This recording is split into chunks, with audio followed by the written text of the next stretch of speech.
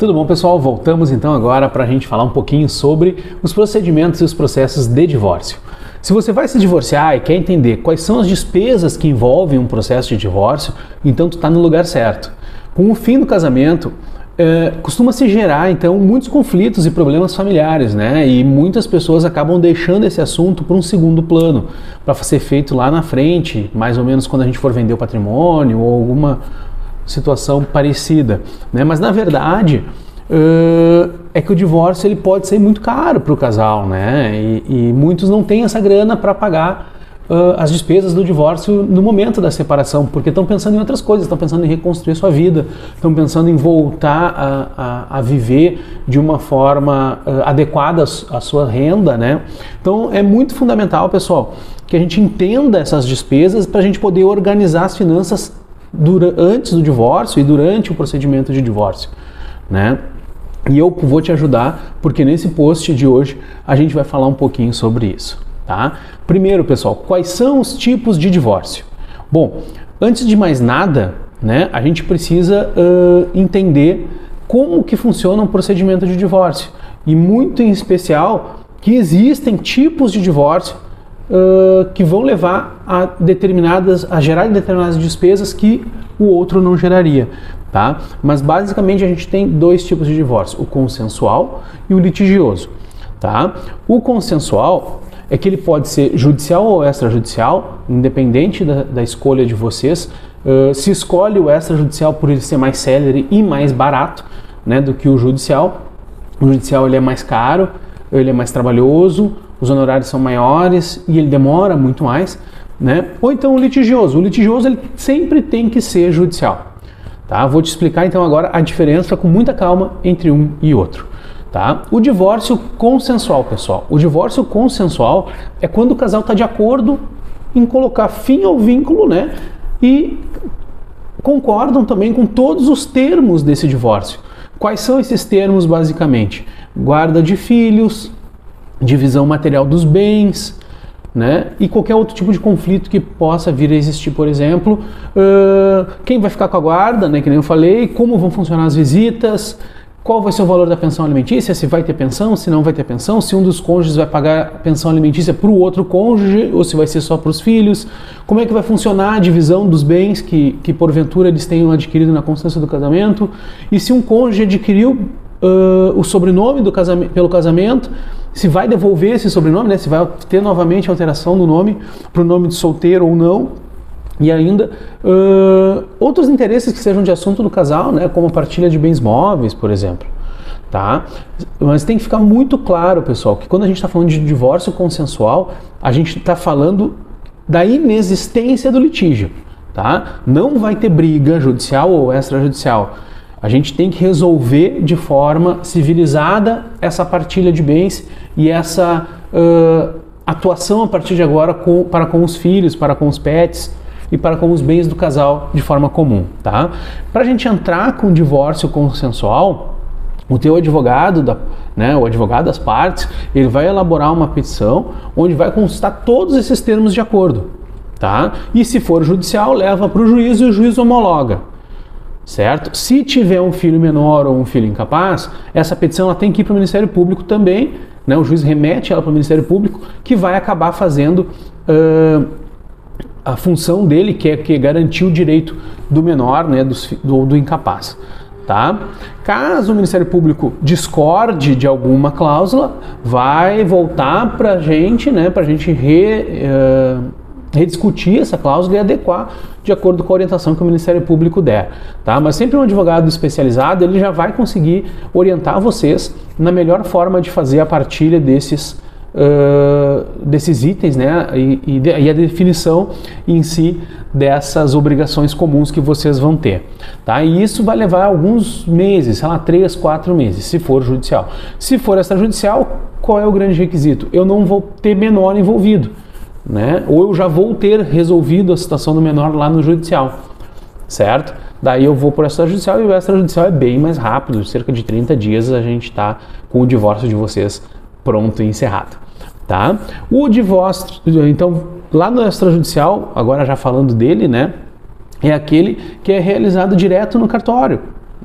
tá? Sem a presença de justiça em si, tá? A gente não envolve o judiciário nesse tipo de divórcio, tá? Então, por não ter tanta burocracia, como eu falei, o extrajudicial é bem mais barato e bem mais curto, como eu falei, cerca de uma semana, um mês, na pior das hipóteses, tá? Tudo depende da quantidade de bens que vocês venham a ter, né? Porque também vai depender de avaliação da Secretaria da Fazenda da partilha, tá?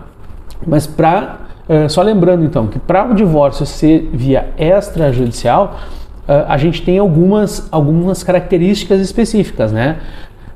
Além do consenso entre as partes, tudo precisa ter sido decidido anteriormente ao pedido, né? E o casal não pode ter filho menor ou incapaz, tá? A maioria dos estados, tá, pessoal, já aceitam divórcio extrajudicial quando se tem filho menor e incapaz, desde que todas as questões relacionadas aos filhos já tenham sido resolvidas num processo judicial anterior, tá? Por quê? Porque sempre o Ministério Público ele tem que vir participar para poder homologar qualquer acordo envolvendo direitos de menor, tá? Porque a obrigação do Ministério Público é o quê? Prover assistência ao menor, certo? Nossa segunda parte de hoje, divórcio litigioso, tá? É quando o casal efetivamente não tem um acordo sobre essas questões, tá? Não tem um acordo sobre partilha, não tem acordo sobre guarda de filhos, não tem acordo sobre pensão para os filhos, não tem acordo sobre pensão para o cônjuge, tá? Então, nesse caso, o que acontece? Cada parte vai ter o seu advogado, né? E o advogado que entrar com a ação vai ter analisado pelo juiz esse pedido, essa demanda, né? E o juiz vai decidir questões que o casal efetivamente não conseguiu decidir em conjunto, tá? Como diz um dos nossos juízes aqui da comarca, às vezes é muito melhor vocês se acertarem, né, do que um terceiro decidir por vocês, porque é isso que vai acontecer no caso de um divórcio litigioso. Um terceiro vai desagradar possivelmente as duas partes, né? Então por isso que o consensual é sempre o mais correto, é sempre o mais rápido e é sempre o mais efetivo do que o litigioso, certo? Sem contar o tempo, né, pessoal? Porque existem alguns divórcios extremamente complexos que vai se arrastar na justiça por anos, anos e anos, tá? E a consequência disso é que o divórcio acaba saindo muito caro, né? Por quê? Porque ele vai demorar muito tempo, vai onerar, e o advogado ele vai receber pelo tempo que vai disponibilizar no processo, certo? Beleza, vamos lá então. Terceira parte das nossas dicas de hoje, né? Quais são as despesas para me divorciar? Bom, se tu esperava um cálculo exato de quanto tu vai gastar para te divorciar, né? Eu vou ter que te decepcionar. Não tenho como te dizer. Tu vais gastar X, tu vais gastar Y, tá? Não é possível dizer um único valor para todos esses casos, tá? As despesas do inventário, do divórcio, desculpa, elas vão variar devido a inúmeros fatores, a diversos fatores, tá? Mas para te ter uma noção, né, e saber o que perguntar para o teu advogado, é possível eu indicar algumas despesas em cada uma das modalidades onde tu vai poder te guiar mais ou menos, tá? No caso do extrajudicial, tu tem que te preparar para gastar com o quê, pessoal? Os honorários advocatícios, né? As custas do tabelionato, o imposto de partilha de bens, se vocês estão partilhando bens, né? Aquele que recebeu os bens vai pagar imposto sobre a partilha, né? E mais as taxas de averbação dos documentos, cópia de documento, essas coisas todas que tu tem que fazer via tabelionato, tá? Já no caso do divórcio judicial, tu ainda vai gastar os honorários advocatícios, as custas judiciais, o imposto de partilha de bens e as mesmas taxas de averbação, tá? Então essas são as principais despesas que o casal vai ter no divórcio, tá? Em algumas situações se consegue a JG para as custas judiciais, né? Em outras situações não se consegue, né? Mas tem que ter em mente mais ou menos que os valores eles vão ser de acordo com o patrimônio que o casal tem, tá? E com o tempo despendido para esse divórcio se concretizar, vamos dizer assim, né? Porque quanto mais tempo o advogado ficar à tua disposição, maior vão ser os honorários. Quanto mais litígio tiver, portanto, maior vão ser os honorários, certo? A gente ainda tem, pessoal, só para vocês entenderem, vamos dissecar um pouquinho essas principais despesas, tá? Os honorários do advogado, tá? Honorários são aquilo que você paga para o advogado, né, pelo serviço profissional dele, tá? Geralmente essa contratação, esses valores, eles vão variar, tá? Em princípio, em cada estado existe uma tabela de honorários que a OAB cria, né, e os advogados seguem. Então, nem todos os estados a tabela é igual, os honorários podem variar de estado para estado, né? O que mais que vai variar na questão dos honorários? A qualidade do teu advogado, né? A experiência que ele tem, a expertise que ele tem, a notariedade que ele tem, né? Se ele é um especialista, se ele é um generalista, quantos anos de experiência ele tem, o tamanho do escritório dele, a competência dele, o renome que ele vem a ter, né? Tudo isso também vai influenciar muito, muito, muito no valor dos honorários dele. E o principal de tudo, né, pessoal, é o grau de complexidade e o tamanho do patrimônio do casal, né? Que vai demandar, como eu já falei, mais ou menos tempo do teu advogado, tá? Além disso, gente, quando o processo ele é consensual, tanto no judicial quanto no extrajudicial, existe a possibilidade de vocês contratarem só um advogado. Tá? O que vai diminuir os honorários de uma forma gigantesca. Por quê? Porque quando vocês estão trabalhando no consensual, as duas partes têm o mesmo advogado, os honorários vão ser o mesmo para os dois, né? Você vai poder dividir, por exemplo, esses honorários. Tá? Por isso, pessoal, que a gente fala que o divórcio consensual ele é muito mais barato para você do que o divórcio litigioso, tá? Porque lá no litigioso vocês não têm como litigar sobre o mesmo advogado, né? Sobre o patrocínio do mesmo advogado. O que vai, é claro, né, acarretar uma despesa muito maior para cada um dos separandos, tá? Custas de tabelionato, pessoal. Custas de tabelionato. Essa é uma despesa que você vai pagar pelos serviços do cartório. Tá? Como o divórcio consensual ele é a elaboração de um documento público, né? É expedida uma escritura pública de divórcio e partilha, né? Os cartórios eles cobram por esse serviço, são os honorários do cartório. Então, além dos honorários do advogado, você tem os honorários do cartório, que a gente chama de custas cartoriais ou emolumentos cartoriais, dependendo do teu estado. Tá? Os cartórios eles seguem um valor fixo de acordo com cada estado. Tá? Mesma coisa, cada estado tem essa tabela de emolumentos e dependendo do estado, os emolumentos podem ser um valor maior, podem ser uma monta menor, tá? Então depende aonde o divórcio vai acontecer, a gente vai ter o valor dos honorários, dos emolumentos estabelecidos por cada tribunal de cada região, tá? A gente precisa lembrar vocês que essas informações de custos e emolumentos tanto do cartório quanto os honorários advocatícios, tem as tabelas, né, no site da OAB do teu estado e no site do TJ do teu estado, certo?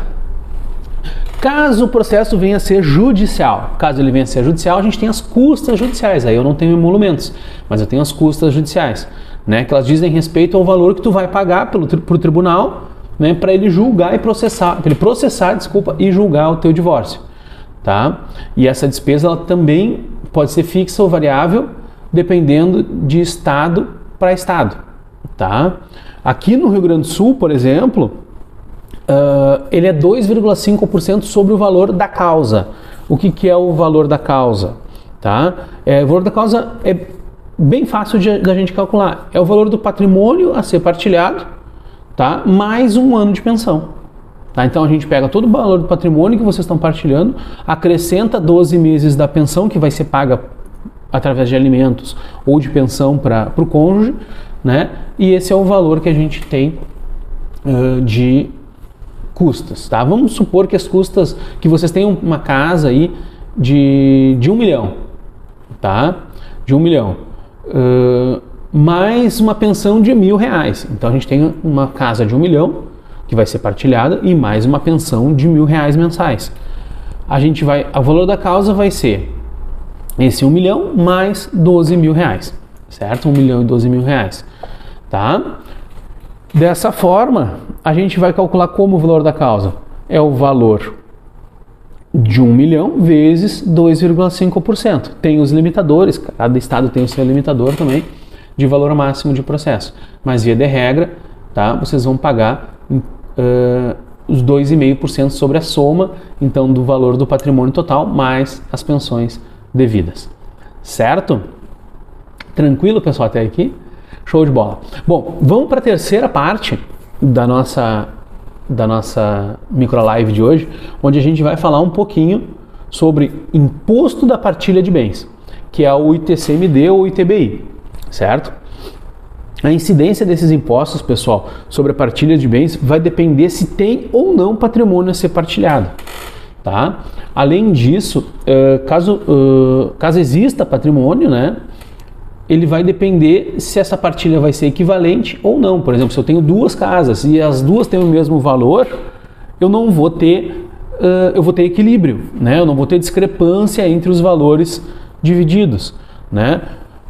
Se cada um ficar com, por exemplo, daí tem uma casa só e cada um ficar com metade do patrimônio, também não vai ter imposto. Por quê? Porque cada um vai ficar com a metade. Então ninguém vai ter acréscimo patrimonial, todo mundo vai ficar com a mesma quantidade de patrimônio. Porém, pessoal, caso um dos separandos, tá, resolva ficar com um percentual maior de um dos bens, nesse caso vai ter o imposto, tá? E isso, pessoal, é o que mais acontece, tá? Quem ficar com a parte maior dos bens vai ter que pagar o imposto sobre essa diferença que ele acresceu ao seu patrimônio, certo? Então, se não tem um equilíbrio na partilha, né? Vamos dizer, um fica com 60% do bem e o outro fica com 40%, os dois vão acabar pagando imposto sobre esses 10%, sobre essa diferença, né? Esses 20% da diferença, tá? Porque daí vai estar fazendo uma doação de 10% de um para o outro, certo? Tranquilo? Como é que a gente vai dizer qual é o valor? Depende muito de estado para estado, tá? Porque o imposto de doação ele vai acabar variando também de estado para estado. Tem uma alíquota também relativa a cada um deles, tá? Certo? Vamos lá. Pode ser que seja diferente. Uma outra dica que deu aqui, por exemplo, caso eles decidam que cada um ficou com metade do patrimônio, mas um vendeu para o outro esses 10%, entendeu? Que daí gerou 60-40%. Tá? Aí eu não vou ter o ITCMD, porque não é doação. Por quê? Porque o outro que está adquirindo, na realidade ele está comprando os 10%, né? Aí a gente vai ter pagamento de ITBI, que é Imposto de Transmissão de Bens Imóveis, e não o ITCMD, certo? Seguindo, pessoal, a base de cálculo qual vai ser, tá? Vai depender da avaliação da Fazenda Estadual e da Fazenda Municipal, tá? E aí vai incidir daí o percentual também de cada um, tá? Aqui no Rio Grande do Sul varia de 3% a 6%, certo? Tá?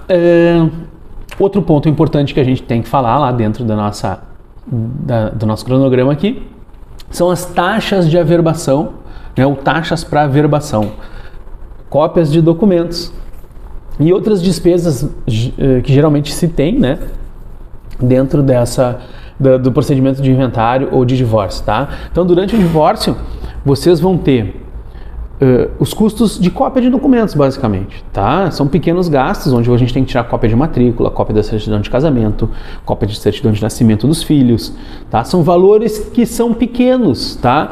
Mas, às vezes, a demora para a gente retirar, eles acabam vencendo, tem que tirar de novo, né? Então, sempre, né, vocês têm que se preocupar com o quê? Tirar a certidão de casamento atualizada, certo? E as escrituras de imóveis sempre atualizadas. A certidão de casamento você vai tirar lá no Registro Civil e a certidão do Registro de Imóveis lá no Registro de Imóveis. E aí, além de tudo isso, você tem que averbar o divórcio tanto no Registro de Imóveis quanto na certidão de casamento. Aqui no Sul a averbação é gratuita na certidão de casamento e no imóvel, no Registro de Imóveis, sim, tem uma taxa para ser paga, tá? Então, mas vai depender também de estado para estado. Certo, pessoal? Então, agora que tu já sabe que não é possível eu te quantificar exatamente quanto tu vai gastar para te divorciar, mas tu consegue ter uma base, né, uma noção, justamente para poder já te programar para isso, tá? Por esse motivo é fundamental que tu conte com o auxílio de um advogado especialista em divórcio, tá? Que vai poder analisar a tua situação específica, avaliar o teu patrimônio, fazer esses cálculos bem aproximados. Aqui no escritório a gente acerta quase 100% dos cálculos, é muito difícil, né? Mas a gente consegue te passar os custos muito aproximados mesmo, tá? Então agora que tu já sabe muito sobre como funciona, quanto custa um processo de divórcio, né? Tá na hora de tu seguir adiante, e se precisar de um advogado, de uma orientação jurídica, contata um teu advogado, que ele vai poder te ajudar, né? E o escritório também fica à tua disposição para te orientar quanto a isso. Tá bom, pessoal? Obrigado e até a próxima!